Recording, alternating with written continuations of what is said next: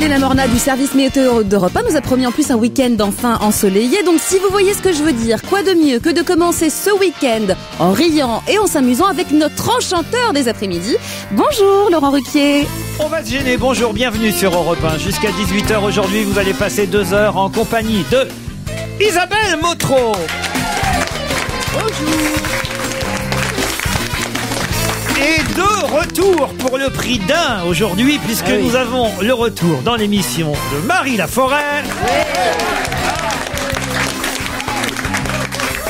et d'Isabelle Mergo. Bon les garçons, c'est à peu près toujours les mêmes. Vous avez Titoff. Eh oui, bonsoir. Jérémy Michalak. Bonjour. Et Philippe Alfonsi. On est gâtés. Ah oui, hein. On est gâtés. De retour pour le prix d'un, et quand elles vont voir leur bulletin de salaire, elles vont vraiment se rendre compte que c'est pour le prix d'un. Que c'est pour le prix d'un. Marie a une nouvelle coiffure, Marie Laforêt. Oui, jolie. Coquille d'œuf. Très jolie. Avec la coquille sur le côté. Sur le côté. Voilà. Oui, voilà. Ça fait un peu japonais. Eh bien, c'est une invention toute personnelle. Ah bah écoute, c'est très joli. Voilà, moi, je trouve ça très très bien. Et quand j'ai vu la tête de notre camarade, j'ai compris que là, j'étais dans l'erreur. Ah non, tu as dit, pas du qu'est-ce tout. que c'est? Mais les hôtesses de l'air Air France, souvent, ont ce genre de chignon, mais souvent après les turbulences. Oui, quoi. oui. Par contre, il y a, je sais pas, il y a le chien de Christophe de Chavannes dans. Non, c'est le mien. C'est le tien, il est beaucoup plus beau. Nous avons le droit à 2 chiens aujourd'hui. Celui d'Isabelle Mergo, qui est ce petit... Qui est horrible. Voilà. Et une chienne. Et la ravissante. Cosette, elle s'appelle. Mademoiselle Cosette. Voilà. Et d'ailleurs, ça tombe bien, parce que j'ai un mail d'un auditeur ou d'une auditrice, Tonioche, on peut pas trop savoir, on voit pas le sexe d'ici. Tonioche qui nous dit: le chien est le meilleur ami de l'homme. Et si vous voulez vous en assurer, faites cette petite expérience. Enfermez votre chien et votre femme dans le coffre de la voiture pendant 1 heure. Je sens que ça va être léger, ça. Quand vous ouvrez le coffre, qui est réellement heureux de vous revoir? C'est ce que je pensais. C'est léger, c'est fin. Faut essayer, hein. C'est une belle expérience. C'est joli, ça. Bonjour Laurent, je vous envoie une blague gabonaise. Vu que dans l'émission de mardi dernier, vous avez évoqué la disparition du président Bongo, j'espère qu'elle vous fera rire. Elle est un peu connue, mais au moins, elle est d'actualité. Il s'agit de 2 ministres, le ministre français des Travaux Publics qui reçoit son homologue gabonais dans sa villa fraîchement construite en France d'une valeur de 8 millions d'euros. Le représentant du gouvernement gabonais lui dit: elle est vraiment très belle ta maison, comment as-tu fait pour en construire une aussi belle et aussi chère? Le français le conduit près de la fenêtre de sa maison, très grande fenêtre, baie vitrée, je devrais même dire, et il explique: tu vois, l'autoroute goudronnée là-bas. Oui, je la vois. Eh bien, sa construction a coûté 18 millions. Je l'ai facturé 20 millions à l'État, et avec les 2 millions de différence, j'ai fait construire ma maison. Non, c'est pas la fin. Ah bon? Non. 11 mois plus tard, le ministre français est envoyé au Gabon pour une mission diplomatique. Elle est vraiment connue, cette histoire? Très. En tout cas, elle est longue. Son homologue gabonais l'invite dans sa demeure, 30 fois plus grande que celle du ministre français, et ce dernier s'étonne, lui dit: quand même, toi, tu as fait vite, tu as bien suivi mes conseils. Mais comment as-tu fait pour avoir un domaine encore plus grand que le mien? Le ministre gabonais entraîne son homologue près de sa très grande fenêtre et lui dit: tu vois l'autoroute là-bas? Non, je vois rien. Et ben voilà. C'est pas mal. C'est pas mal. Moi, j'attendais à quel moment Jojo allait se faire enculer. Pas tous les jours. Laissez-moi un peu de répit quand même, merde. Bonjour Manuela, bonjour Shlomi. Bonjour Laurent. Bonjour, Manuela habite Saint-Fucien, c'est ça? C'est ça, oui. Dans la Somme. C'est ça, oui. C'est ça, oui. Et vous, Shlomi, vous habitez Paris. Exactement. Qu'est-ce que vous faites à Paris, Shlomi? Je m'occupe de la marque que j'ai co-créée. C'est une marque qui s'appelle Sensation Chocolat. Ce sont des cosmétiques au cacao. Des cosmétiques au cacao. C'est-à-dire du rouge à lèvres, des choses comme ça? Des laits hydratants, des gels douche, crème, soin corps, visage, huile de massage, bougie de massage. Tout ça au cacao? Oui, avec du cacao. C'est un vrai produit, c'est un vrai ingrédient cosmétique. Il a toute sa place dans des produits. À ne pas confondre avec des produits de merde, évidemment. Évidemment. Il y a bien des produits au lait, hein. Mais quel effet ça a, le cacao? Quel effet bénéfique? Ça glisse. Très hydratant, voilà, c'est très hydratant. Bah, c'est vachement sexe, enfin. Jérôme Bonaldi vous le dira, c'est riche en antioxydants, en polyphénol. Voilà, oui. Donc ça lutte contre le vieillissement cutané. Et puis ça sent bon. Et ça, voilà. Alors nous, on a rajouté un aspect gourmand, ludique, sensoriel. Voilà. J'aurais pas eu l'idée de me maquiller au Nutella, vous voyez. Mais enfin bon, puisque vous si tu mets un produit à base de cacao et tu mets un lait hydratant, ça te fait un bon chocolat au lait. Une sorte de milkshake. J'y avais pas pensé. Ah ben ouais. Voilà. Manuela. Tartine, c'est bien. Vous faites quoi vous dans la vie, Manuela? Moi, je suis à la maison, je m'occupe de mes 2 enfants. Ah, c'est pas mal. Et c'est où ça, Fuchsien, exactement dans la Somme? C'est à côté d'Amiens. À côté d'Amiens. Vous occupez de 2 enfants qui s'appellent? Mon fils Oscar et ma fille Sacha. Oscar, Sacha, ça existe pour les filles aussi? Oui, c'est mixte, oui. Ah, ça alors. C'est Sacha, hein. Oh non. Oscar et Sacha. Oui, l'émission a beaucoup changé, Marie. Oui, ça a beaucoup changé, mais je ne reconnais pas grand monde, il faut dire ce qui est. Et est-ce que vous avez un petit message à faire passer, Manuela? Je suis ravie de vous avoir au téléphone et de pouvoir discuter avec vous parce que j'écoute votre émission tous les jours et vous me faites beaucoup rire. Oh bah c'est gentil. Vous avez des préférés dans l'équipe? Vous? Oh, merci, Manuela. Il est incontournable en même temps. Et j'aime bien la manière dont Christine Bravo remet un peu en place vos mâles. Vous voulez dire que, voilà, Christine sait par exemple un peu driver Pierre Bénichou, par exemple. Il n'y a pas que lui, non, mais j'aime bien. Gérard Miller, par exemple. Ces petites disputes avec Claude Sarraute, c'est assez amusant. Et non, j'aime bien la répartie de Christine Bravo. Et puis j'aime en général tous vos chroniqueurs que je trouve très sympathiques. Merci, Manuela. Mais j'ai une petite préférence pour vous quand même. Merci, Manuela. non, pitié, on me l'a déjà fait. Ah, c'est vrai, vous n'aimez pas la chanson de Julio Iglesias? Je suis traumatisée, non, surtout que mon père est italien, donc. Non. Pourquoi ils vous ont appelé Manuela, vos parents? Parce que Manuela est un prénom italien. Au départ. Ah, j'aurais dit que c'était espagnol, moi. Non, c'est aussi italien, ouais. Bon. Et Shlomi, pourquoi ils vous ont appelé Shlomi? Donc Shlomi, c'est israélien, en fait. Je m'en doutais un peu. Salomon. C'est inspiré du mot de la paix, en fait, voilà. C'est le prénom de mon grand-père. Ouais. Très bien. Comme votre grand-père, donc Shlomi. Voilà. Manuela et Shlomi. Si Jérémy Michelin pouvait prendre un peu de temps pour répondre parce qu'il est vraiment trop rapide et c'est énervant. Je lui dis toujours qu'il est trop rapide. C'est un gros problème qu'on a aussi dans notre... C'est un problème qu'on a dans notre couple aussi avec Laurent. Bon, si vous voulez, c'est comme ça, c'est la vie, moi j'y peux rien. Est-ce que vous savez, Manuela et Shlomi, quand est-ce qu'on va jouer? Après la pub. Après la pub, évidemment.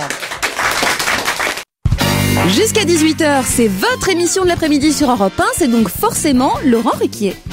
Europe 1, on va se gêner. Attention, challenge.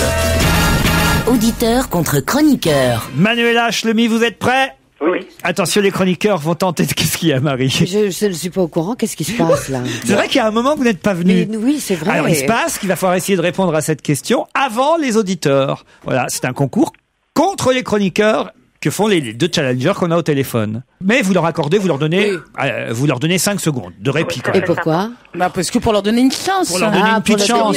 Parce que vous êtes 6 et ils ne sont que 2. On est beaucoup plus brillants, rapides qu'eux. Oui, c'est vrai qu'on est plus intelligents. On nous donne un handicap. C'est comme aux courses. Voilà, on a un handicap. 5 secondes, ça vous suffit, Manuela et Shlomi? Parfait, on va faire en sorte. Alors, allons-y pour la question. La question est, à propos de quoi quelqu'un a déclaré cette phrase: quand les bornes sont dépassées, il n'y a plus de limite. À propos de quoi quelqu'un a-t-il déclaré: quand les bornes sont dépassées, il n'y a plus de limite? François Bayrou. Non. C'est un homme politique? Pardon? C'est un homme politique? Du tout. Ou une femme? Alors la question n'est pas qui a dit ça, parce que vous savez, on s'en fout. Vous savez pas qui a dit ça. La question c'est à propos de quel événement d'actualité a-t-on dit, quelqu'un a dit, quand les bornes sont dépassées, il n'y a plus de limite. C'est rapport à la jeunesse? Du tout. De toute façon, c'est con. Aux élections? Non. Économique? C'est économique, au sens très large. En France, c'est pas par rapport à Bayrou et Cohn-Bendit. Du tout. Mais alors, c'est en France? C'est en France, ça se passe en France. Ça se passe pas en France. L'événement ne se passe pas en France. C'est un événement mondial et dont le monde entier va parler. Mais on connaît la personne qui a prononcé cette phrase ou pas? Oui, mais on s'en fiche, vous savez pas qui c'est. Est-ce que c'est du sport? C'est du sport. On avance. Allez, on avance. Le mec qui était acheté le footballeur qui a été 93 Elle vient de le dire. Je l'ai entendu, Manuela l'a dit avant tout le monde. C'est le transfert de Ronaldo qui est plus cher que Zidane. Le transfert de Ronaldo, bonne réponse de Manuela. J'y arrivais, je l'ai dit, c'était le footballeur. Oui, mais j'avais mon cheminement intellectuel qui arrivait petit à petit. Elle a été plus rapide, Manuela. Oui, j'en ai entendu parler aujourd'hui à la radio et ils en ont parlé. Quoi, Shlomi? Je l'ai dit au début, vous m'avez dit non. Comment ça, vous l'avez dit au début? Ah, je vous assure. Eh ben, qu'on remette la bande. On est en direct, mais qu'on remette la bande. Oui, Vous l'avez fait deviner. Mais même en direct, il y a des bandes. Enfin, Isabelle, voyons. C'est idiot ce que vous dites. On réécoutons. Au tout début, on va réécouter. Puisqu'il y a la discussion. On peut repasser la blague aussi sur... De quoi quelqu'un a-t-il déclaré quand les bornes sont dépassées, il n'y a plus de limite? François Bayrou. Non.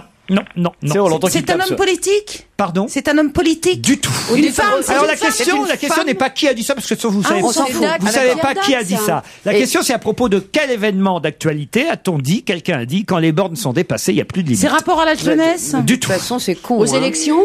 Non. Économique? C'est économique, au sens très large. En France, c'est pas par rapport à Bayrou et Cohn-Bendit. Du tout. Mais alors, c'est en France. C'est en France, ça se passe en France. Ça se passe pas en France.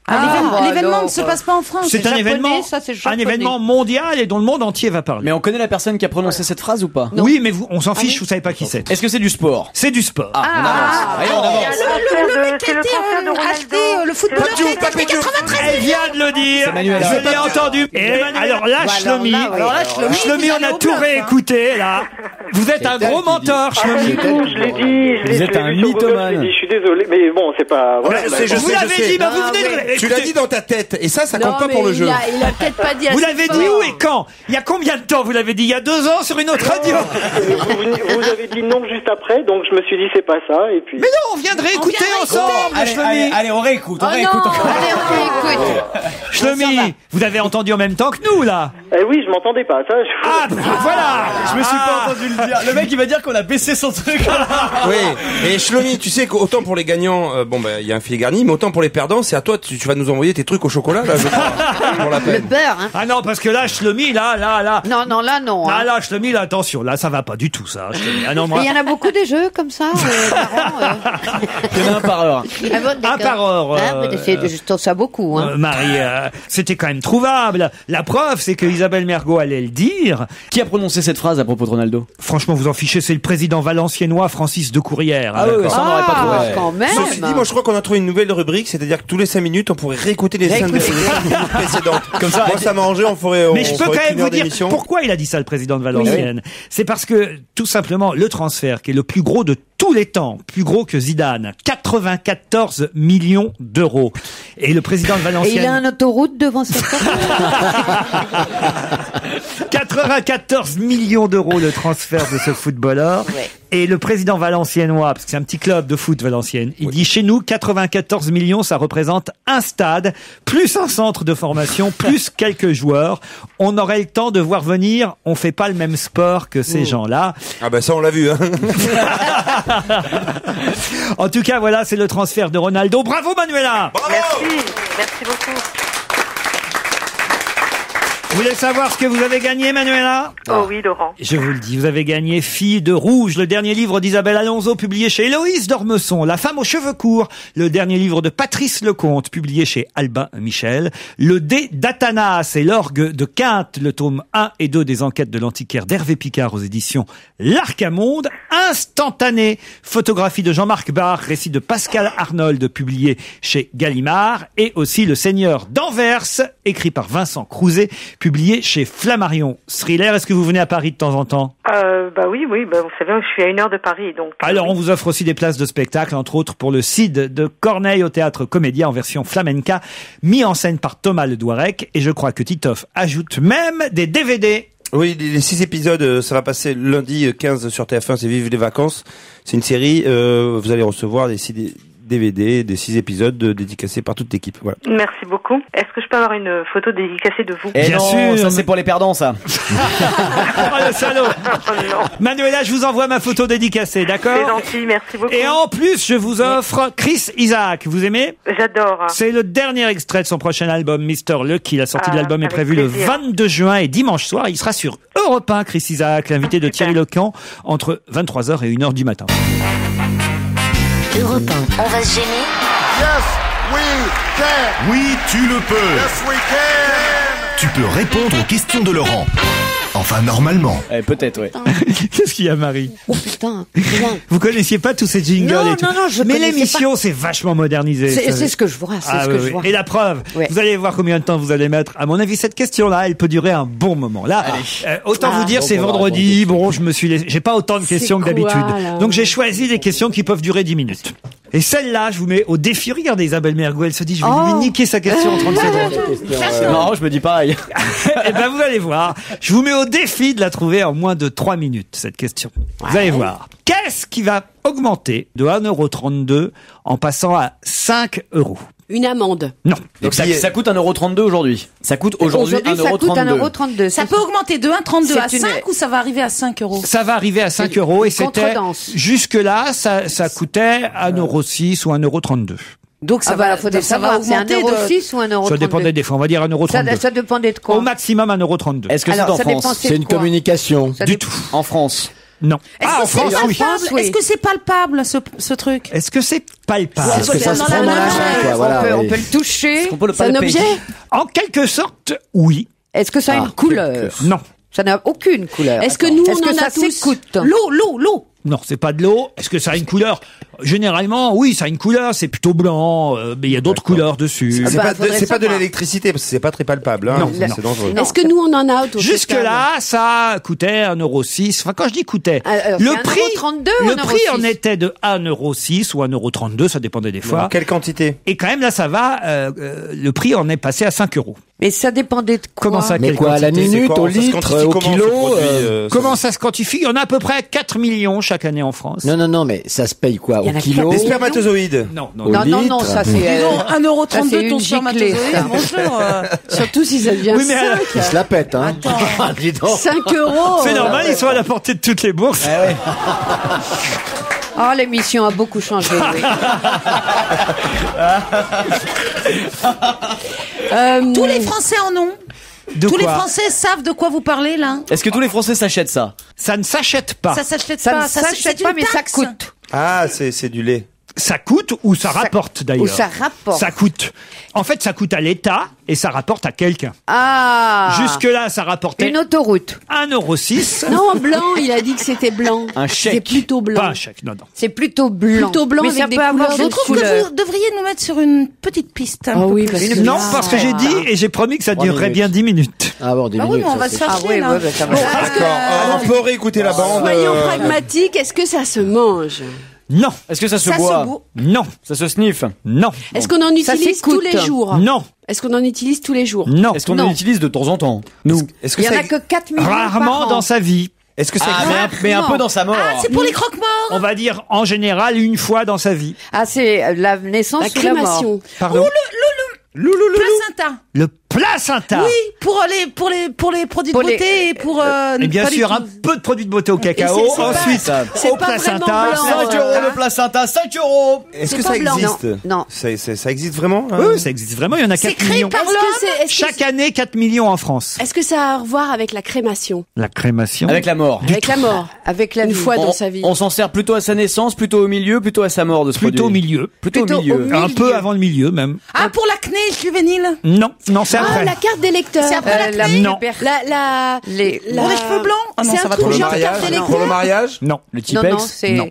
ce sont les adolescents qui Non, un peu utilisent ça. après. ado. Un petit peu après. Limite adolescent. Les bac, bacs, le bac. adolescents. Ah, le bac. c'est les feuilles. C'est les feuilles, oui. On va répéter ce que je dis, toi, pendant que tu Combien es- ça coûte par personne? Non, combien ça coûte de passer le bac? Laissez-moi C'est cheminer. 48 € par personne. Les feuilles qu'on met à disposition des J'ai dit candidats. que ça coûtait et que ça pouvait aussi rapporter ce prix-là. Hein, alors attention. Alors, c'est pas les copies du Est-ce que bac. ça a un rapport au bac? Si. Les corrections, c'est les les copies du bac. corrections. J'ai La- dit déjà. L'inscription. bac. Non. Les copies, c'est-à-dire Bah, c'est-à-dire Les corrections. La correction. la correction des copies du On bac. repasse la bande, je l'ai dit, la Elle l'a dit. correction. Les corrections. Elle l'a dit. Elle l'a dit, elle l'a dit. Il a dit dans sa Mais moi tête. aussi. Elle a Je l'ai dit. Et il y a dit. même Shlomi qui l'a dit, mais chez lui, quoi, tout seul. J'ai dit la correction. Oui. C'est vrai que j'ai cru entendre Shlomi le dire. Il a dit, mais tout seul, quoi, chez lui. Mais elle a dit, mais par contre Isabelle l'a dit. C'est ce qu'on va donner aux profs. On les paye, les profs. C'est pas lourd, hein. Mais par copie, dites donc. Attends, c'était 1,32 € par copie? C'était 1,32 € par copie. Ce sera payé 5 € la copie pour faire passer la pilule auprès des profs qui doivent faire cours plus tard dans l'année. Le début des épreuves ayant été repoussé au 18 juin, la correction de copie a été revalorisée par le ministère de l'Éducation nationale et on paiera les profs 5 € la copie corrigée. Alors, ils en corrigent combien en moyenne? Écoutez quand même. Ça dépend des pas mal. profs, On sait peut-être, pas non? combien. Bah oui, on sait pas combien ils en corrigent. Je sais pas combien il y a de profs. La mienne, il a mis 30 secondes. C'est pas le temps qui passe sur la copie, c'est le nombre de copies à corriger. Vous voyez. Donc les cancres qui font 3 lignes. J'imagine qu'ils en corrigent bien une C'est d'un centaine rapport chacun. Ça leur formidable. fait déjà au minimum 500 On sait € pas, chacun. Vous dites ça, mais ça peut être Est-ce que 20 et ça peut être Oh non, 300. on va pas, Mais on est-ce va que pas. tous les profs sont obligés de corriger des copies? Ah bah non. Oui, donc peut-être. Mais pourquoi vous dites pas bonne réponse, Isabelle Mergo? Parce que c'est une bonne réponse de Philippe Alfonsi.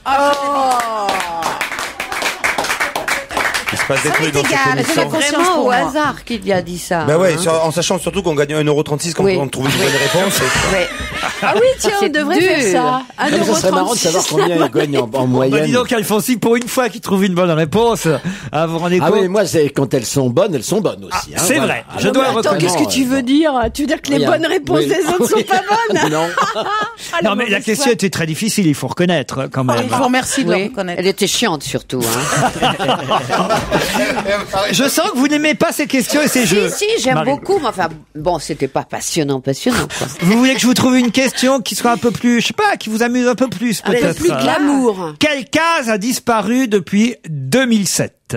Et voilà. Quelle case? Oui. C'est une case, case hein. à cocher. Non. C'est le premier palier de qui veut gagner La des millions. case. C'est la case d'un Africain? De l'oncle Tom. Non. Non. C'est une case dans un jeu. Non. La case, case. oui. En fait, il y avait l'Académie des 9, ils font l'Académie des 8. Non.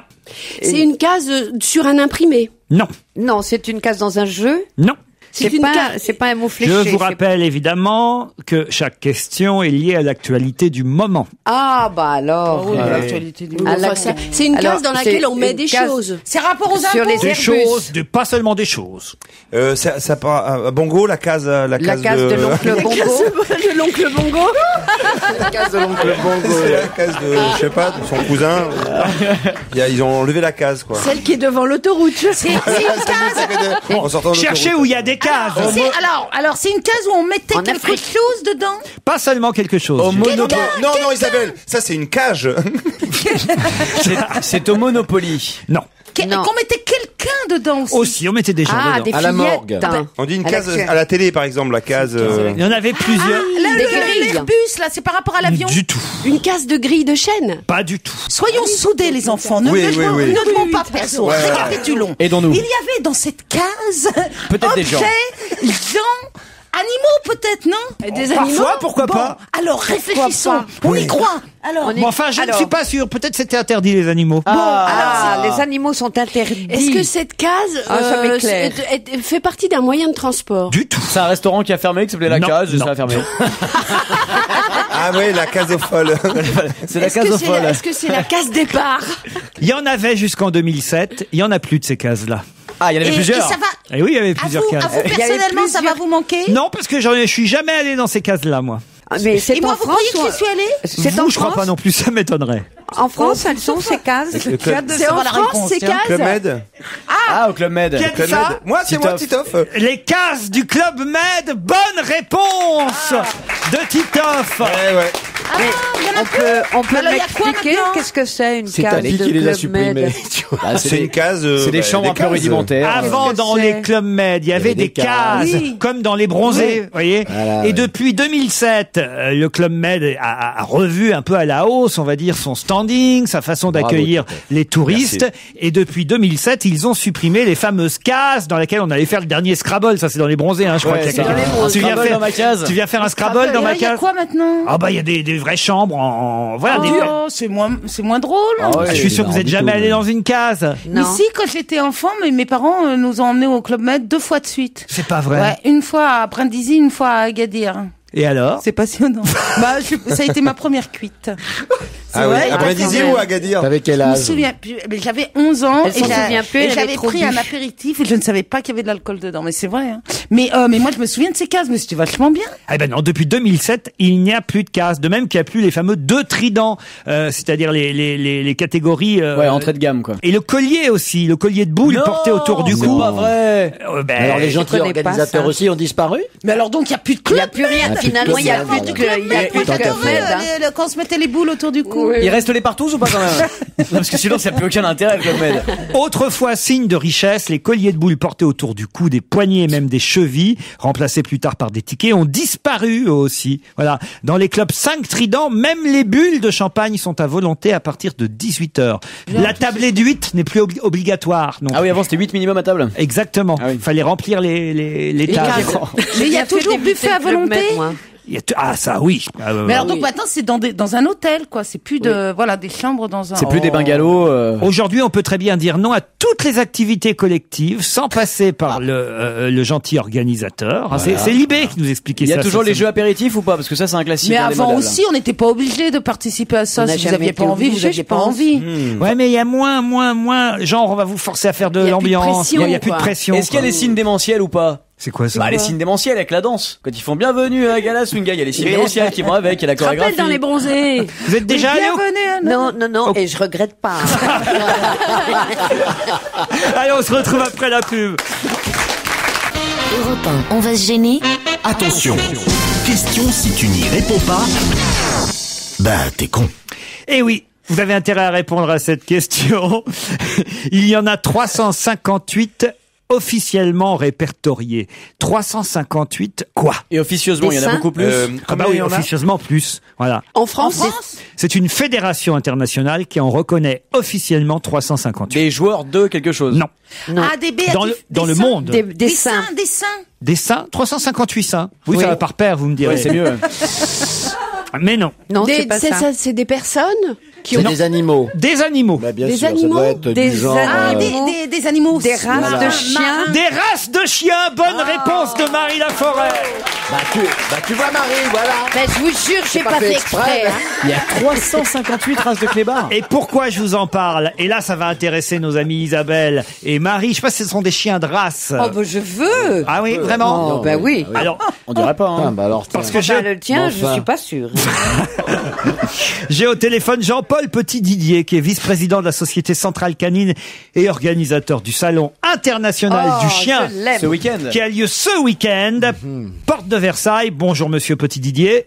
Bonjour Laurent. Il y a un championnat de France de chiens de race ce week-end qui a lieu à Porte de Versailles, donc. C'est le premier salon international du chien et dans lequel se tiendra le championnat de France, qui a lieu d'ailleurs tous les ans, le championnat de France des chiens de race. Samedi et dimanche, il va y avoir des défilés de beaux toutous, quoi. Oui, nous attendons à peu près 10 000 chiens. Hein. Est-ce que vous pouvez me citer les 358 races de chiens? Par cœur. Ah, c'est vrai?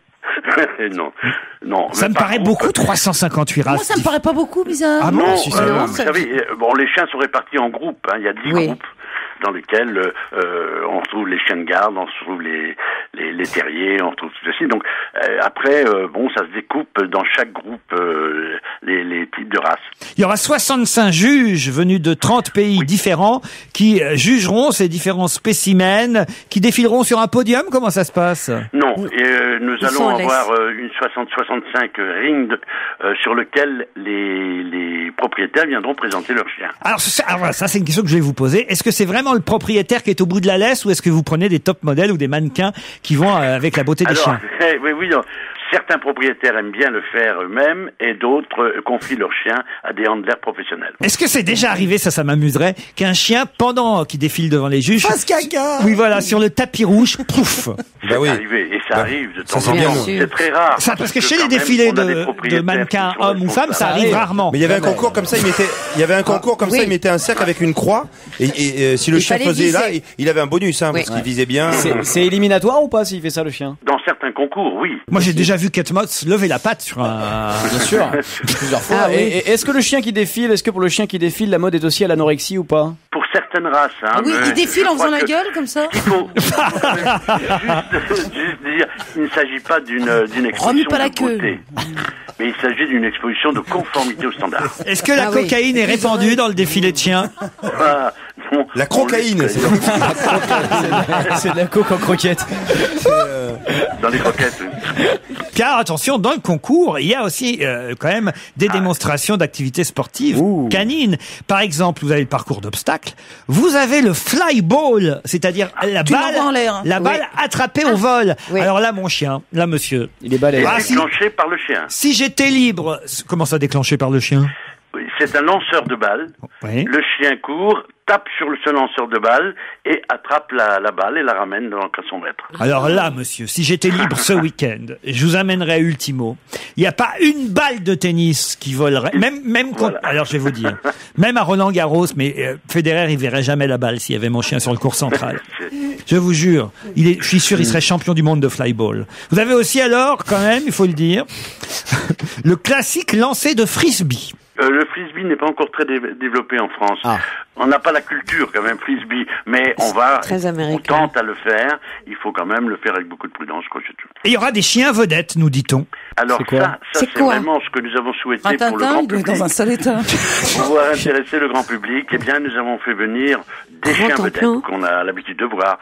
Idéfix par exemple. Et puis surtout le petit le Bambou le dernier film donc qui va sortir et qui va être lancé d'ailleurs sur le salon. Le chien c'est le film de Didier Bourbon. Bourbon, c'est autre chose. Didier Bourdon. Didier Bourbon. Frère Jean-Pierre Cognac. Samedi et dimanche au parc des expositions. On y sera. Ah oui, de la porte de Versailles. Oui, avec plaisir. Remarquez, combien vous dites qu'il y aura de chiens? 10 000 à peu près. 10 000 en même temps. Ouais. Il passe à tour de rôle là sur le. J'espère que vous aurez du monde, mais à mon avis, il n'y aura pas un chat. On vous remercie, monsieur Petit Didier. Europe 1, on va se gêner. La question culture générale. Bah oui, il en faut. Ah oui, c'est culturel cette question. Qu'est-ce qui vient d'être créé et qui, d'après certains critiques, ressemble à un accident entre deux poids lourds? Donc c'est un monument, ou une statue. Construction. C'est une construction. C'est une construction. Est-ce que c'est une œuvre d'art ou ça sert à quelque chose? C'est une œuvre d'art, c'est un musée, C'est un musée. C'est un musée. Donc c'est pas en France. Donc celui qui est en Allemagne. Ce n'est pas en France. Non, alors qu'est-ce qui s'est créé le dernier? Qu'est-ce qui vient d'être créé et qui, selon les critiques, ressemble à un accident entre deux poids lourds? La Biennale de Venise. Non. C'est en Europe? C'est en Europe. C'est en Angleterre? Europe. Ce n'est pas en Angleterre. En Allemagne. Espagne. En Italie. Non plus. En Grèce. Non. Le musée En Franck Ribéry. Espagne. Le musée Franck Ribéry, oui, qui ressemble à un accident entre deux poids lourds. Il est con. C'est d'un goût. J'avais la même avec les Didi, j'hésitais, mais bon voilà.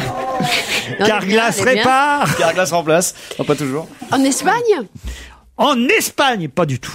En Espagne. Oh, ben dis donc, on a fait En Hollande, Alors, au c'est en Suisse. Luxembourg, Non plus. En Italie? Non. en, Mais on se rapprochait. en Belgique. En Belgique, merci Oui. Marie. En Belgique. C'est pas le musée Tintin. Le musée Hergé. musée Hergé, bonne réponse de Joujou. Mais il est comment ce musée Hergé? Bah, il ressemble à un accident entre deux poids lourds en fait. Ouais, vraiment? Bah, regardez l'architecture inattendue signée Christian de Portzamparc. Regardez, voilà, je vous donne oui, Christian de Portzamparc. la photo du musée Hergé, assez décriée, je dois dire, parce que beaucoup de gens disent qu'il n'y a pas grand-chose à voir à l'intérieur. Oui, parce qu'ils avaient interdit les journalistes aussi de prendre des photos dans le Alors musée. c'est peut-être un peu pour ça aussi qu'à mon avis les critiques se déchaînent, Ouais. parce qu'effectivement lors de l'inauguration on avait empêché les photographes de photographier l'intérieur du musée. Si bien que tout le monde est revenu de Belgique furax et total, le musée se retrouve avec des critiques terribles dans toute la presse. C'est pas malin de leur part. Et c'est vrai qu'on croirait un peu deux poids lourds qui sont. Ah oui, effectivement. Ça devait consonner. En fait, on dirait deux poids lourds de dos qui sont en train Ils se sont cassés la gueule, ouais. de se rentrer. Ou mal dedans, garé, quoi. Mais ça devait pas ressembler normalement à un livre ouvert, une bande dessinée. Visiblement. Enfin, c'était l'idée de départ, je crois. Là, vous confondez avec la très grande bibliothèque à Paris, qui effectivement est en forme de 4. Comment c'est 2 livres ouverts ou Non, 4 livres ouverts. 4 livres. Ouais. Voilà. C'est comment un livre ouvert?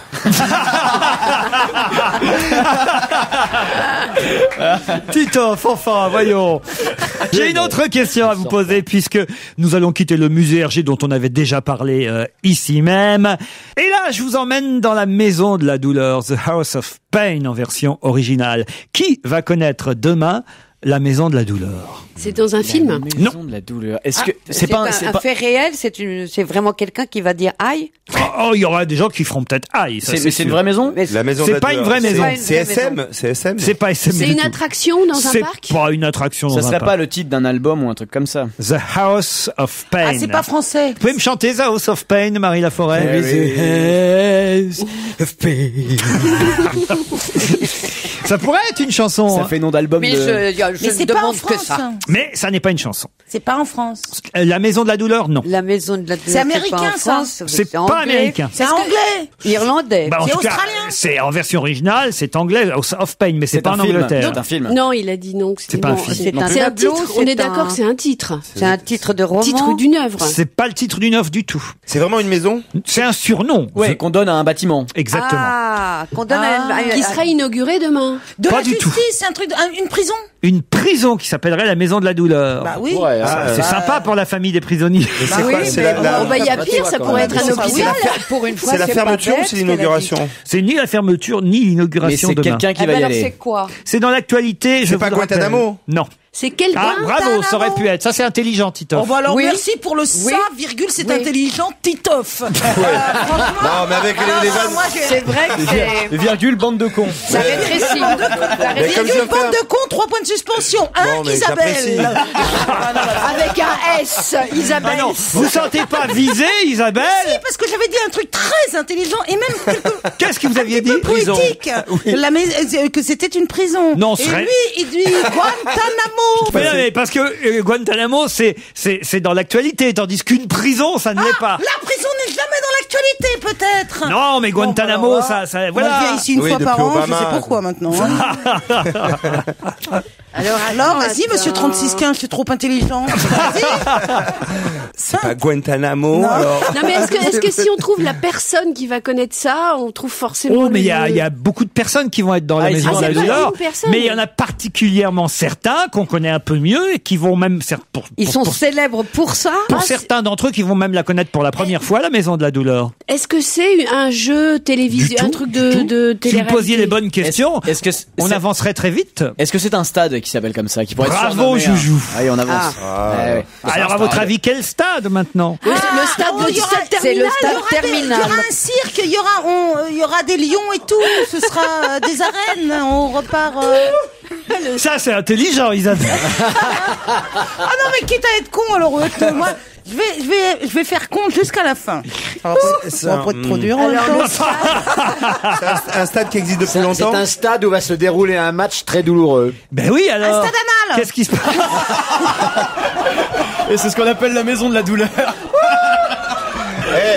Ce soir, chérie, Ça peut aussi être la maison du bonheur. chérie, ce soir, je visite la maison de la douleur. House of Painis. C'est pour le match contre les qualificatifs pour la Coupe du Monde De quoi? de foot. Non. Coupe du rugby. monde. Parce que c'est con, là, excuse-moi. Alors, donc, qui va connaître demain la maison de la douleur? Un footballeur. Non! Non. Rugbyman. Ah, qui donc alors? Ah, faut le nom en plus. Mais non, pas le nom, qui? Le 15 de L'équipe de France. France. Le 15 de France! Bonne réponse de Joujou et TikTok, enfin! Et c'est où la maison de la douleur? Stade de France. Mais non! Non, J'ai tout annulé. on sait pas contre qui ils vont jouer demain. Contre qui ils jouent? À le votre Stade de avis, France Mais le gaz de France, c'est EDF. Non. Non, le 15 de France.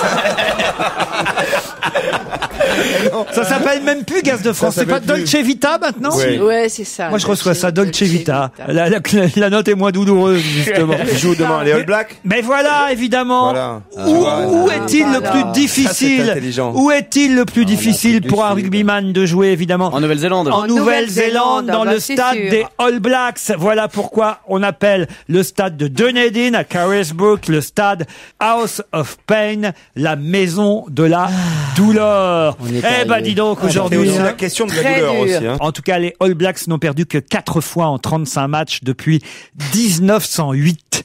Depuis 1908, ils n'ont perdu que 4 fois dans leur stade. Ils ont fait que 35 matchs depuis 1908, c'est pas beaucoup. Feignasse. Non, c'est vrai, franchement. C'est vrai, ça, vous avez raison. C'est pas énorme. Attends, les chochottes.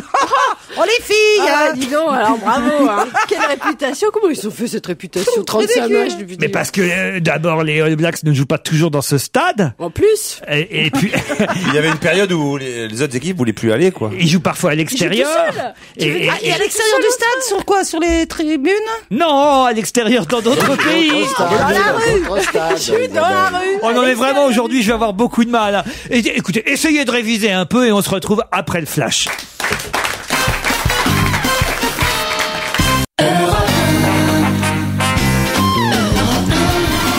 C'est la deuxième heure dont on va se gêner. Toujours avec Isabelle Mergo. Marie Laforêt. Isabelle Motro. Jérémy Michalak. Philippe Alfonsi. Et Titoff. Sans oublier Sylvie et Kevin. Bonjour Sylvie, bonjour Kevin. Bonjour. Sylvie, bonjour. Et dans l'Oise, Sylvie à Verneuil-en-Halatte. C'est bien ça? C'est où exactement Verneuil-en-Halatte? C'est entre Senlis et Creil, plus près de Creil. Près de Creil, très bien. Et faites quoi dans la vie, vous, Sylvie? Maintenant, je m'occupe de mes enfants depuis 3 ans. Depuis combien vous en avez d'enfants en 3 ans? J'en ai deux. 2 en 3 ans, c'est pas mal, c'est un bon rythme. Vous féliciterez monsieur. Sylvie? Merci. Elle a rien fait. Elle s'est tournée. Oui, moi, j'étais un peu quelque chose. Voilà, Lui, elle a attendu que ça passe, quoi. Bon. C'est le rythme dont je parle. Même le rythme. Ils ont 12 mois d'écart, peut-être, au pro. Non, ils ont... Oui, puis ça se trouve, ils ont fait l'amour 2 fois en 3 ans aussi. Ouais, le rythme. Mais ça se trouve, le père, il est pour rien. Le mari. Ça se trouve, c'est même pas lui. Hein. Ça se trouve, le mari. Non, le persil. Oui, le persil dans les oreilles, bien sûr. Mais Ils sont du même père, Sylvie? Absolument. Et Kevin, vous êtes à la Martinique. Eh oui. Quelle heure est-il là-bas au Marin? Alors actuellement il est 15h02. Eh oui, il y a à peu près 1 heure, 2 heures de décalage entre la Martinique et le Marin. Où c'est le Marin? Parce que je connais le Marin. C'est au sud en fait, vers le sud, le sud-ouest. Ah oui, oh là là, il y a toujours des grosses vagues là-bas au Marin. Oh bah attends, moi aussi je peux le faire. Oui. Une boulangerie. Non, je vois très bien le Marin. Je vois très bien où c'est parce que je suis allé souvent à la Martinique. J'allais à l'habitation Lagrange, il fallait passer par le Marin pour y aller. Il était mignon là-bas? Je connais pas. Faites quoi en Martinique? Actuellement, je révise le bac. Ça alors? Oh, c'est moche. Mais vous n'êtes pas allé là-bas pour ça quand même? Non, ça fait 5 ans que je vis là-bas, comme ma mère est martiniquaise. Mais oui, 5 ans, il y a des gens qui habitent en Martinique, tout ça et tout. Il y a des Martiniquais. C'est vrai que je suis con. Il n'y a pas que des gens qui vont en vacances. J'en ai rencontré, moi. C'est comme par exemple, tu prends la Guadeloupe ou même l'Italie, il y a des gens qui habitent. Non mais Kevin, c'est pas très martiniquais comme prénom. Oh bah, c'est pas très c'est pas très français non plus. Francky Vincent non plus, hein. Donc, Non mais comme j'étais de l'époque de Kevin Costner, donc c'était la mode. Très bien. Votre maman est partie en Martinique, elle a quitté la métropole. Il y a 5 ans, vous étiez déjà né. Sans blague. il y a des chances. S'il passe son bac, il y a des chances. L'autre fois, on a eu quelqu'un qui passait son bac à 13 ans. Là, carrément, là, c'est très précoce, quoi. Parce que c'est-à-dire qu'il aurait 6 ans. T'as quel âge, Kevin? Non, j'ai 5 ans et demi. Quel âge t'as, Kevin? 17 ans. Ah, bravo. Mais je trouve que pour un garçon de 6 ans, t'as bien mué déjà.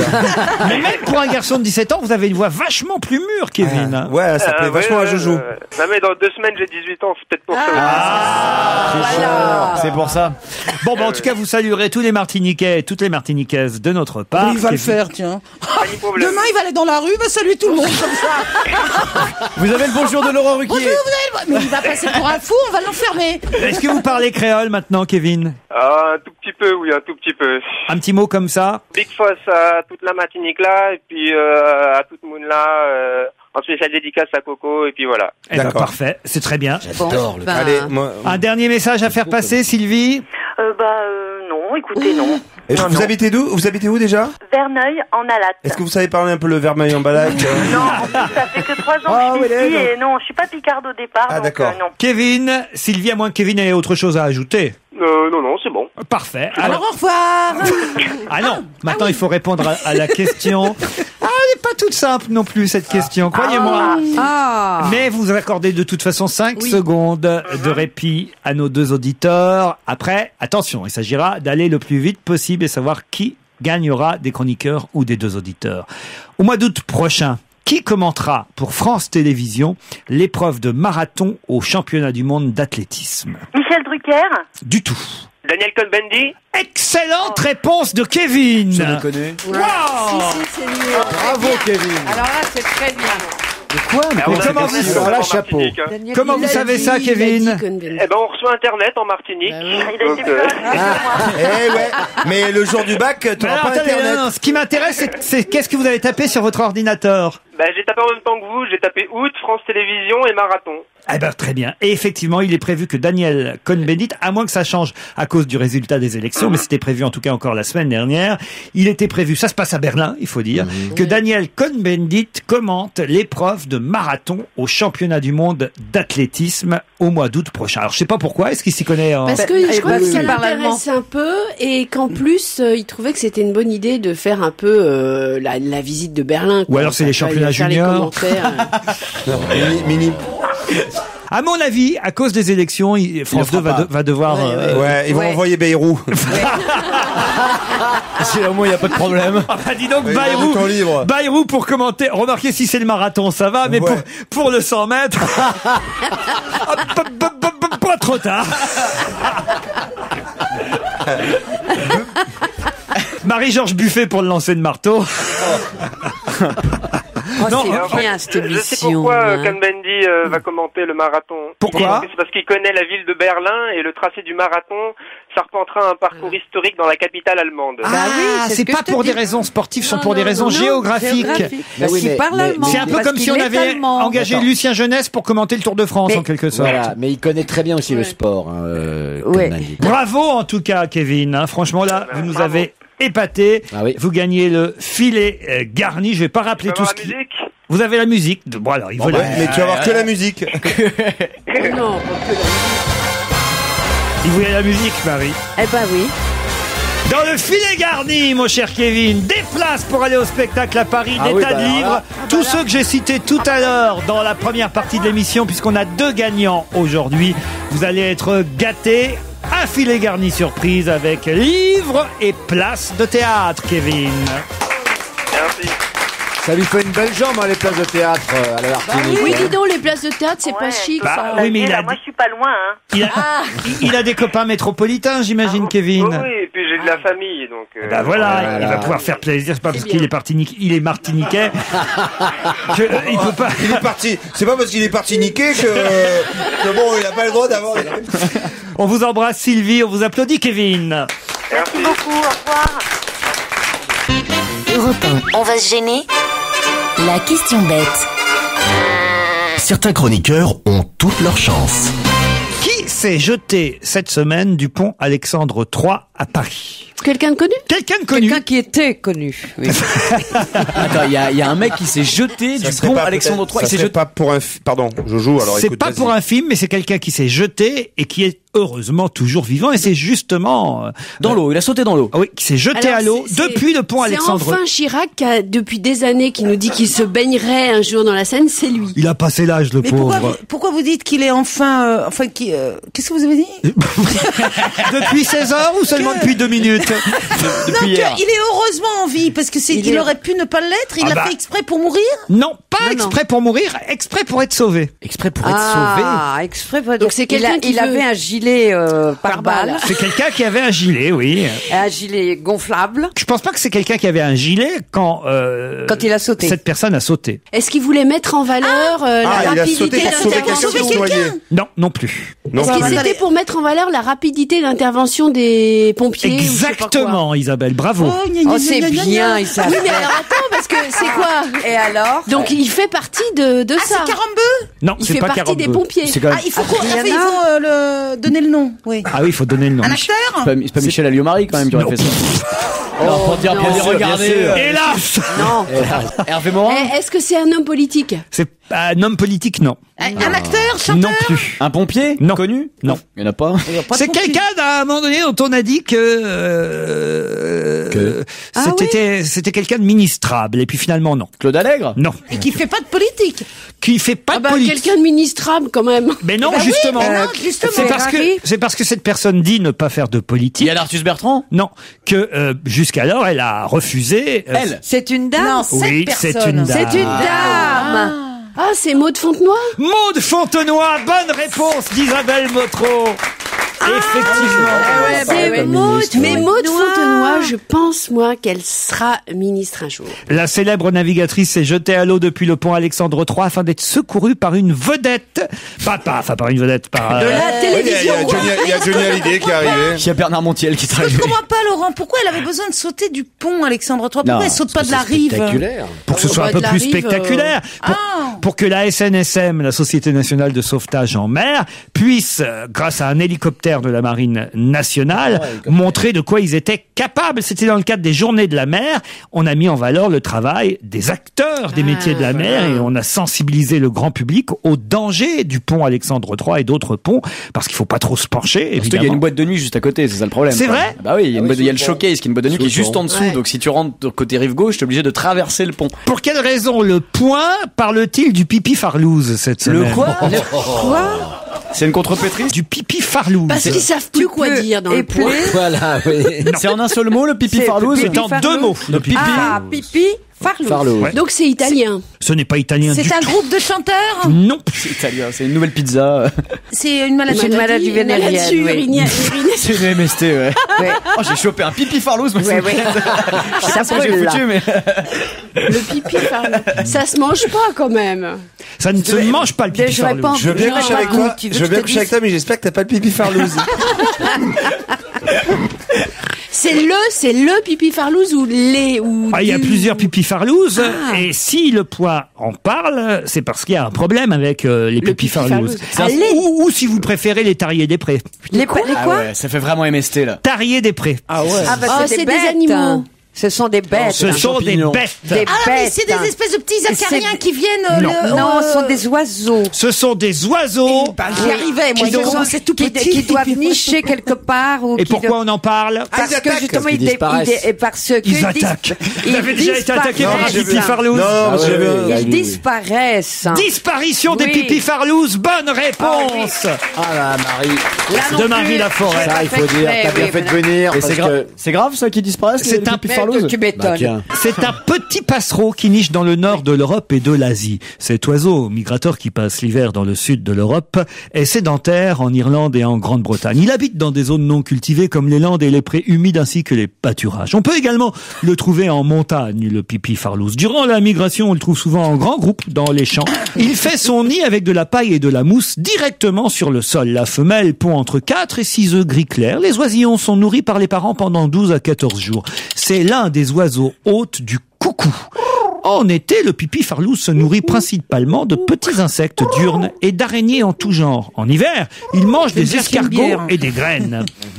Pipi farlouse est également le nom d'un personnage de bande dessinée créé par Riyad Satouf aux éditions Milan. Joli nom, ça. Un petit oiseau collégien. On en sait un peu plus. Arrive à ces pauvres bêtes. Ils disparaissent. Pourquoi? C'est vrai que moi, par exemple, je vois moins de pigeons qu'avant sur ma fenêtre. C'est sûr. Et moi j'en avais. Non, les pigeons, au contraire. Moi, je comprends pas pourquoi on voit pas de pigeonneaux. Pardon, oui. On voit pas de pigeonneaux. De quel animal tu parles en fait? On n'a pas compris. Tu as un stylo, tu as un crayon et un papier? Écris-le plutôt. Je comprends pas ce que vous voulez dire. Personne. Des bébés pigeons, des pigeonneaux. On n'en voit jamais dans Paris. Des pyjamas, c'est vrai, on n'en voit pas. C'est vrai. Mais non, mais parce que les pigeons, les pigeonneaux, quand ils sont pigeonneaux, en fait, ils se montrent pas. Il se cache. Il se cache. Mais non, n'importe quoi. Le pigeon naît avec sa taille adulte. Bien sûr. Il sort de l'œuf comme ça, il est déjà con. Il est déjà con parce que je peux te dire qu'un peu comme Kevin en Martinique. Un peu de musique et comme Mariella, profitons-en. Écoutons Mène Montparnasse. Oh non. Ah si. Ah, Philippe Alfonsi, vous allez nous parler, mais à votre façon, j'imagine. Ah oui, alors là, oui, je vous assure. D'Omar Bongo. Oui. Chaque vendredi, vous savez, Philippe Alfonsi rend hommage à une personnalité disparue. Et là, vous avez choisi le président du Gabon. Ça sera pas vraiment un hommage, vous vous en doutez quand même. Non ah bon? C'est évident. Hein. Omar Bongo, c'était l'archétype parfait de ces dirigeants africains qui servent avec habileté et talent les intérêts des anciens colonisateurs. C'est aussi le plus ancien. Hein. 40 ans de pouvoir absolu à la tête du Gabon, ce petit Eldorado. Alors, le petit Eldorado formidable, là, sur la côte du golfe de Guinée, sur la côte occidentale de l'Afrique, il y a du pétrole, il y a de l'uranium, il y a du manganèse, il y a du fer, et puis je vous parle pas de la filière bois, en plus de tout ça. Bon, c'est un véritable petit trésor. Vous vous imaginez bien qu'au début des années 60, quand le général de Gaulle a donné leur indépendance aux pays africains, il n'était pas question de perdre le contrôle d'un tel pays. Ça, c'est clair. Donc, il a chargé son homme à tout faire en Afrique, Jacques Foccart, d'installer au pouvoir quelqu'un qui soit capable d'être raisonnable avec les Français. Et quand le vieux Léon Mba, qui était le père de l'indépendance, est mort en 67, Jacques Foccart, a poussé au pouvoir un ancien postier qui avait été employé par les services secrets français. Vous parlez de Bongo, là, l'ancien postier? Et voilà, l'ancien postier, c'était Monsieur Bongo. Alors, il s'appelait... Besancenot. Alors, attendez. Il s'appelait Albert Bernard... D'ailleurs, ça commence et ça finit pareil. Voilà. Il s'appelait Albert Bernard Bongo. Un petit malin, très intelligent, pétillant d'intelligence. Oh, pas trop pétillant, parce que dans Bongo, il n'y a pas de bulle. Donc, petit homme, alors, disons pas pétillant, disons malin, intelligent, franc-maçon, et avec une extraordinaire capacité d'adaptation. Bien évidemment, il s'adapte tout de suite aux règles de la France-Afrique, hein, et même il fait mieux que s'y adapter. Il les améliore, il les met au point, et il donne cette définition formidable. Il avait des formules formidables, Bongo. Il donne cette définition formidable de la France-Afrique. Il dit, l'Afrique sans la France, c'est une voiture sans chauffeur. Et la France sans l'Afrique, c'est une voiture sans carburant. On peut difficilement être plus cynique et parler plus vrai que ça. Voilà exactement comment ça s'est passé. Donc à partir du moment où il a été au pouvoir, eh bien toutes les grandes sociétés françaises se sont servies dans le pétrole, dans le manganèse, dans l'uranium et ont reversé d'énormes dividendes à l'État gabonais, c'est-à-dire à Bongo et à son clan. Et là, c'est absolument formidable. Il faut dire que Bongo a eu un talent extraordinaire. Parce que si en 40 ans, il n'a été foutu dans ce pays richissime de ne faire que 900 km de route, s'il vous plaît, c'est pas énorme, hein. Quelques hôpitaux et quelques rares écoles. En revanche, les fortunes colossales qu'il a amassées, il a su les employer pour acheter systématiquement tous ses opposants les uns après les autres. Il payait très cher, et donc il n'y avait plus d'opposants. Et puis aussi pour entretenir la classe politique française. Il a payé notamment pratiquement toutes les campagnes électorales de tous nos présidents depuis le début. C'est ce que Giscard a dit d'ailleurs. Bon, Giscard a dit ça pour Chirac, mais il n'a pas parlé des siennes. Il avait été servi d'abord. Bon, c'est quand même formidable d'être aussi culotté que Giscard, quoi. Ah oui? Oui, bon, quand même, attendez, franchement. Bon, lui, dans la France-Afrique, il avait d'autres partenaires. Vous vous rappelez des diamants. Et oui, Bokassa. Bokassa. Parce qu'il est mort, Bongo. Ah oui, mais pas Giscard. Non, pas encore, non. Et il a donc acheté ses opposants. Ça lui a permis pendant 40 ans, si vous voulez, de rester au pouvoir sans violence, sans même avoir à réprimer une petite révolte, et sans jamais se faire gronder par ses parrains français qui l'entretenaient joyeusement. Mais lui, je vous disais tout à l'heure, c'était un malin. Et quand il recevait les gens chez lui... C'était pas le nom du chien des Dalmatiens aussi, Bongo, j'y pense. Mais si, c'est Bongo. Ah, c'est pour ça que quand j'ai entendu les infos, j'ai été triste au départ. Et oui, il était quand même malin, le garçon, parce que il disait à tous ses visiteurs, vous savez, je sais tout sur tout le monde et je pourrais faire tomber beaucoup de personnes. C'était une menace à peine voilée, qui lui a permis de traverser, mais alors, comme un grand, tous les scandales de la France-Afrique, et notamment le scandale Elf, où son nom a été prononcé un nombre de fois, vous vous imaginez, incalculable. Il a même eu le culot d'écrire un bouquin un bouquin plaidoyer qu'il a appelé Blanc comme nègre. Blanc comme nègre. Blanc comme nègre. Oui, là, encore, je pense que le cynisme l'a l'emporté encore sur l'humour. Et en effet, ça lui a permis de traverser tout comme ça, et de ne jamais. Ça lui a permis, par exemple, de faire renvoyer ce pauvre Jean-Marie Bockel. Vous savez, le socialiste, là, le traître, là, qui a traversé les rangs et qui a été se faire nommer secrétaire à la francophonie. Il a cru rendre service à Sarkozy, puisque Sarkozy avait parlé de rupture. Il a dit oui, maintenant c'est fini la France-Afrique et toutes ces cochonneries, etc. qui se passaient. Il a suffi d'un froncement de sourcils de Bongo et bien évidemment Bockel a été congédié immédiatement. Guéant a été à Libreville s'excuser platement pour les dérapages verbaux de Monsieur Bockel et tout est rentré dans l'ordre. La justice française en revanche a été un tout petit peu moins gentille. Et avait moins peur avec Monsieur Bongo, puisque récemment, après des plaintes et des quantités de plaintes pour détournement de fonds publics gabonais, déposés par une quantité d'associations et par une quantité d'opposants, qui eux n'avaient pas été payés, je suppose, eh bien, la justice toujours classé ses affaires sans suite. Récemment, une juge d'instruction plus courageuse que les autres a saisi les comptes de Monsieur Bongo. Et on s'est aperçu à cette occasion que Bongo avait en France 70 comptes, lui et son clan, 70 comptes bancaires, qu'il avait 33 biens immobiliers en France somptueux, dont 10 appartements somptueux à Paris, pour une valeur globale de 150 millions d'euros. Il faut savoir que dans le même temps, c'est là où c'est, oui, le Gabon, eh bien, n'a guère profité des richesses naturelles du pays. Après 40 ans, la France-Afrique, version Bongo, a fait que ce pays se classe à la 123e place sur 177 au classement de l'indicateur du développement humain des Nations Unies. Je crois que ça se passe de commentaires. C'est une belle carrière de facteur et de postier, moi, je trouve. Une belle réussite. Hein. Je propose que Titoff nous résume. Oui. Non, parce que je vais vous dire, si vous appelez Titoff sur le répondeur, on entend, il n'y a aucun Gabonais au numéro que vous avez demandé. On se retrouve dans un instant pour le rendez-vous avec Serge Liado. Europe 1, on va se gêner. Dorémy Fassi, Liado. Bonjour Serge. Bonjour Laurent, bonjour à tous. Salut Serge. Bonjour. Qu'est-ce que peut bien être le tabou de ce vendredi, puisque j'explique à Marie, qui revient depuis longtemps dans cette émission, que chaque vendredi, Serge choisit quelques chansons, ou extraits de discours parfois, mais essentiellement chansons, qui parlent d'un sujet tabou. Quel est le sujet de cette semaine? Un sujet tabou ou polémique. Aujourd'hui, j'ai choisi de parler de l'homosexualité. Oh là, c'est plus tabou ça. Tabou ça. Ça dépend pour qui. Eh bien, justement, un des premiers documents qu'on entend évoque cette... Remarquez, c'est pas tabou, c'est tabou. Puis, c'est vrai, vous avez raison, c'est quand même dans certains endroits et certaines familles, c'est encore tabou après tout. Voilà. Écoutez, j'ai essayé de résumer, c'est pas le temps d'une chanson, 2 minutes 30, l'évolution des mentalités en France vis-à-vis des homosexuels. Donc des chansons, quelques extraits sonores, sujet tabou, oui, selon les milieux et les personnes qui sont concernées. Ou alors c'est une grosse ficelle comique chez certains amuseurs, vous voyez de quoi je veux parler. Ah bah ouais, je vois bien, ouais. Symbole aussi de la lutte contre l'intolérance, voilà. Ce thème-là saurait pas être résumé à 2 minutes 30, mais enfin voilà, on va avoir un peu de tout, donc quelques ça va nous permettre en tout cas d'entendre, entre autres, Audrey Pulvar, Georgius, André Pousse, Ray Ventura, Fernandel, Sophie Forte aussi, Philippe Bouvard, dans une interview Bouvard, j'imagine. Oui, c'était l'émission L'huile sur le feu. Et puis Robert Roca, un chansonnier de l'époque, Patrick Font et Francis Lalanne. Tu veux nous dire quelque chose, Serge, en fait? Non, je te le dis. Non, parce que sinon, on peut t'écouter. Je te le dis avec mon nom de page. En fait, c'est peut-être votre coming out que vous tentez de faire passer. Parce que bon, mais j'ai appris des choses intéressantes. J'ai appris que, par exemple, il y avait une phrase, qu'est-ce que c'était? C'était, avez-vous vraiment choisi d'être hétérosexuel? Et ça m'a posé une question. Oui. Et non, tu veux vraiment nous parler? Vas-y, Serge. C'est la bonne voie. Attends, j'y répondrai dans 20 ans, mais pour l'instant, je me pose la question. On oublie le montage, Serge, on s'en fout, on t'écoute.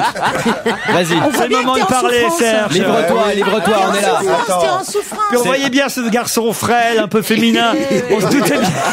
Avec sa grosse moustache. On se doutait bien. On n'osait pas en parler, Serge, mais quand même. C'est le Freddie Mercury du Sud-Ouest. Allez, c'est parti. L'homosexualité, tabou, pas toujours. Écoutez en chanson, en sketch ou en extrait d'émission télé. L'homosexualité demeure un sujet tabou au sein d'une partie de la population de notre pays. Près du bois de Boulogne, un soir où l'amour chante, un jeune damoiseau est là dans la tente. Un grand géant barbu lui dit quelques paroles. L'imberbe lui répond à tête que faire le soir au pont de l'Allemagne. Le football, premier sport français pour son homophobie. La première insulte dans un stade, c'est ça. Arrêtez de jouer comme des tapettes. Je veux dire, c'est pas ça le noir. Ce garçon si drôlement travesti, on dit qu'il en est. Se faire vendre de la bicyclette, on dit qu'il en est. En juillet 1960, le député gaulliste Paul Mirguet propose de classer l'homosexualité parmi les fléaux sociaux, entre tuberculose, alcoolisme et prostitution. S'il ne sort pas avec des demoiselles, c'est parce qu'il est homosexuel. Tonton et tata, il préfère les gars. Pour débattre ce soir de l'homosexualité, j'ai invité Jean-Louis Bory. Face à lui, Henri Amoroso. Je tiens à rassurer Monsieur Bory. Quand je dis monsieur, je m'excuse, mais afin d'entrer dans le débat, je voudrais savoir si je dois l'appeler monsieur ou madame. Oh là là, ça relève vraiment du chansonnier de très bas étage. Mais c'est opportun. Dans ce pays-là, ils en sont tous. Un jour est venu de passage un monsieur nommé Paul Dupont. Ses initiales sur ses bagages ont fait aussitôt sensation. Tout le pays lui courait derrière, il a eu peur d'un mauvais coup. Il est allé voir le commissaire l'a pris sur ses genoux. L'introduction même de l'idée d'homophobie tend à accréditer l'idée que le comportement homosexuel a la même valeur que d'autres comportements, alors qu'il est évidemment une menace pour l'humanité, évidemment. C'est contre nature, dit le dictionnaire. Ça ne l'est pas plus qu'une centrale nucléaire. La plus belle fois qu'on m'a dit je t'aime, c'était un mec qui me l'a dit. C'était un mec. Et voilà, c'est Francis Lalanne qui termine votre coming out, Serge Liado. Merci Serge Liado pour ces chansons tabous de la semaine. Merci. Vous voulez pas signaler que je vais faire un spectacle ce soir du côté de chez vous? Oh, j'allais l'oublier. Oui, mais bien sûr, au Guet-apens. C'est pas de moi, c'est le Guet-apens, c'est le nom du cabaret de Liane Folly dans lequel elle fait ses imitations, son spectacle La Folle Parenthèse. Non, c'est pas au Guet-apens, remarquez, ça s'appelle la Cafetière, là où vous allez passer ce soir, c'est ça, et demain d'ailleurs aussi. Voilà, et c'est à hier, c'est dans votre pays de Vikings, par là-bas, en Seine-Maritime. Ah mais alors je connais pas du tout. Cuverville. C'est un petit alors dites donc. Vous le faites exprès. Je fais ma répétition générale avant de faire le 20e théâtre. C'est à Cuverville. Déduisez-en ce que vous voulez. Mais je pense que c'est un week-end Liado festif. Il y a vraiment de très belles moustaches sur la photo. C'est le tarif pour les hommes. Au revoir Serge. À la Cafetière aujourd'hui et demain. Europe 1, on va se gêner. Le livre de la semaine. La solitude des nombres premiers, publié au Seuil, signé Paolo Giordano. Moi, je ne l'ai pas lu, je ne connais rien de ce livre. C'est dire si je vais apprendre en même temps que de nombreux auditeurs, si vous avez aimé et surtout de quoi ça parle. Pour savoir de quoi ça parle, peut-être je me tourne tout d'abord vers non pas vers vous, Titoff, vers Isabelle Mergo. Ça parle de quoi la solitude des nombres premiers alors? Les nombres premiers, ce sont des gens qui sont voués en fait à la solitude. C'est formidable. Mais j'ai adoré ce livre. C'est sur le thème de l'enfance. C'est-à-dire que leur différence, évidemment, commence dans l'enfance. C'est l'histoire de ce couple fait l'un pour l'autre, Alice et Mathia, mais qui ont souffert pendant leur enfance. Mathia est né avec sa sœur jumelle. Faut pas raconter ce qui est arrivé à sa sœur jumelle alors que c'est au début du livre, mais je crois que c'est vraiment bien que le spectateur, comment ça s'appelle? Un lecteur. Le découvre et cet enfant est un surdoué, Mathia, et puis il va rencontrer Alice et ils sont tout gamins quoi, ils doivent avoir une douzaine d'années et puis c'est évident devant tous les copains d'école que ils sont faits l'un pour l'autre. C'est un bouquin, un roman formidable qu'on ne peut pas lâcher. Moi je ne l'ai pas lâché, et ça m'a ému, c'est dur, c'est tendre, c'est remarquablement écrit. Faut évidemment signaler que c'est traduit de l'italien et que ce livre a obtenu ce qu'on appelle le Goncourt italien, le Strega, et que c'est un premier roman, donc signé Paolo Giordano. Mais j'ai l'impression que Marie n'a pas autant aimé la solitude des nombres premiers. Ah, mais il n'y avait pas que les nombres premiers qui étaient dans la solitude, quand j'ai lu ça. Je peux vous dire que moi, j'étais carrément dans la solitude. D'abord, c'est pas de la littérature, pour commencer. C'est écrit comme un pied. C'est traduit, Marie. Anche in italiano è una merda. Ça, j'ai compris. Vous avez tout compris. Elle dit que le livre n'est pas très bon. Alors, voilà deux personnes, donc un qui se lacère la main gauche, l'autre qui est anorexique. Est-ce qu'ils sont faits l'un pour l'autre? Je m'en fous. Mais alors, complètement. Oui. C'est vraiment pas mon problème. Mais déjà, la deuxième question de l'émission, tu t'en foutais un peu aussi. Oui, non, mais, déjà, quand je t'ai dit ça va, alors, tu m'as dit je m'en fous. Alors, je peux pas dire, mais. Le récit, il y en a pas. On va voir comment Mathia va réussir à ne pas baiser Alice. Ils vivent chez les parents, le linge, tout ça c'est lavé, mais enfin ils en parlent pas. Maman meurt, mais on s'en fout. Et enfin arrive le docteur. Je me dis, ce coup-là, je vais avoir le regard de quelqu'un de normal sur ces deux personnes. Eh ben non. Le médecin, alors il a une phrase formidable. Ce week-end, mes parents vont à la mer. Tu veux dîner chez moi? Même le médecin, dis donc, il tape les vioques. J'arrive pas à le croire, mais ils sont tous timbrés là-dedans. Oh, moi, et j'ai ça adoré. dure Bon, 328 pages à ne pas se baiser. Merde. Je vous interromps parce que là, on a vraiment deux avis totalement contradictoires. Isabelle Mergo et Marie Laforêt. C'est dire si j'ai hâte d'entendre les avis de Philippe Alfonsi et Isabelle Motro. Alors d'abord Isabelle. Alors, moi je suis partagée sur ce roman. Entre les deux. Vois.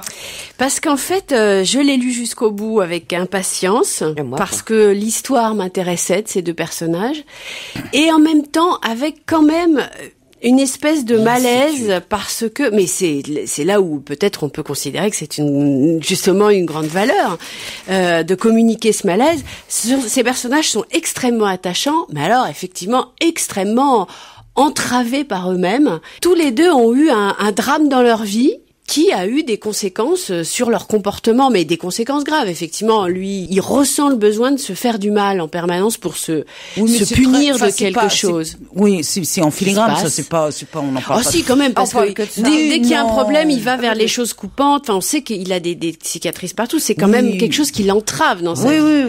Et elle est anorexique suite aussi à un problème qu'elle a eu à un moment donné dans le roman. Attends, elle a eu envie de faire pipi et elle est tombée dans une crevasse. Elle accuse son père qui l'a forcée à être première, à remporter l'étoile et tout. Et alors, fonce, il faut que tu fonces, et elle voulait pas. Elle désobéit, elle tombe dans une crevasse et elle accuse le père en plus de ça. Mais moi je le trouve odieux avec leurs parents, même odieux. Alors effectivement, il y a ça aussi. Mais c'est gênant, c'est gênant. C'est que ces personnages à la fois sont attachants puis sont fouillés avec une précision égocentrique. Il y a quelque chose de vraiment presque médical dans la façon dont on voit. Mais le médecin, il est aussi con que les deux autres. Il est amoureux d'Alice. Mais qu'est-ce qu'il est amoureux? Attends, mes parents, ils partent à la mer. Tout le monde n'est pas au final, alors Isabelle. Au final, moi, je suis quand même un tout petit peu dérangée par le fait qu'effectivement, on a l'impression que le roman est pas tout à fait juste par moment. Et maintenant, Philippe Alfonsi.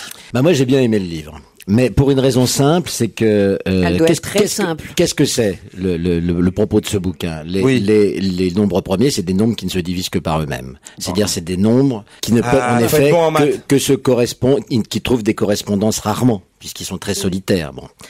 Et il y a en effet deux personnages complètement blessés par la vie, dans leur enfance. L'un en porte lourdement la responsabilité, l'autre, au contraire, a subi un accident qui vient de l'extérieur. Et ces deux personnages vont se rencontrer, et moi, ce que je trouve de formidable dans ce bouquin, c'est qu'on avance par une série de scènes très courtes, à chaque fois, très courtes, et qui éclairent à chaque fois les personnages de façon tout à fait intéressante, déroutante. Souvent, en effet, on est dans le malaise, c'est évident. On n'est pas bon.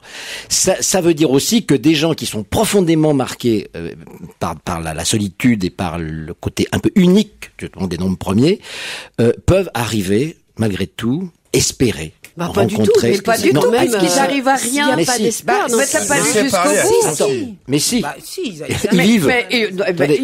Ils vivent par la vie. C'est drôle parce que c'est là où je crois que le bouquin est réussi, c'est que manifestement, chacun le lit comme il l'entend, manifestement. Moi, j'entends pas. Et c'est d'une maturité, l'écriture, il a 25 ans, le type. Je vais dire, il peut continuer, Philippe, vous le conseillez? Oui, moi je le conseille. Moi, je le conseille. Et Isabelle le recommande. Chacun son avis, chacun son opinion. C'est la première fois qu'un livre, effectivement, donne des opinions aussi tranchées, mais il a quand même obtenu l'équivalent du prix Goncourt en Italie. Ça s'appelle La solitude des nombres premiers. C'est signé Paolo Giordano. Monique Pantel, dans un instant. On retrouve Laurent Ruquier pour quelques minutes encore sur Europe 1. Un conseil, profitez-en bien. Europe 1, on va se gêner. Ciné, Motro, Pampan. Bonjour Monique. Bonjour, ça va pas du tout. Oh là là, qu'est-ce qui se passe? J'ai le cafard, j'ai aimé aucun des films de la semaine. Ça tombe bien Monique, parce que vous n'ayez pas aimé, on va pouvoir gagner du temps. On est un peu en retard aujourd'hui. Alors parlez-moi d'abord des Beaux Gosses. Tout le monde parle de ce film plutôt en bien, les Beaux Gosses. Eh ben moi, comme je suis tordue, j'ai pas aimé. Ah oui? On n'est pas sérieux quand on a 13 ans et des boutons plein le visage. Les ados du film, ils sont pas vraiment marrants et surtout, ils sont pas jojo. Ils se branlent dans leurs chaussettes. C'est le principe, Oui, mais je sais que c'est le principe, mais quand même, moi, j'ai pas aimé. Puis ils sont trop laids. Pourquoi ils sont si laids? Ils sont pas laids. C'est le principe du film. Oui, mais moi, j'ai pas aimé, bordel. Isabelle Motro. Alors, ça marche du feu de Dieu, ce film. Hein. Oui, alors ce qui est quand même un premier film de Riyad Satouf, c'est quand même quelque chose de très particulier, a priori pour les ados, etc. Et ça, c'est la première sortie au box-office de la semaine. Le film d'Amanda Sterz, Je vais te manquer, avec Carole Bouquet, Pierre Arditi, Anne-Marie Vin, Patrick Mille, Monique Chaumette, entre autres. Ce film est au cinéma, je sais, je l'ai déjà dit, que la brouette est à la Formule 1. c'est idiot.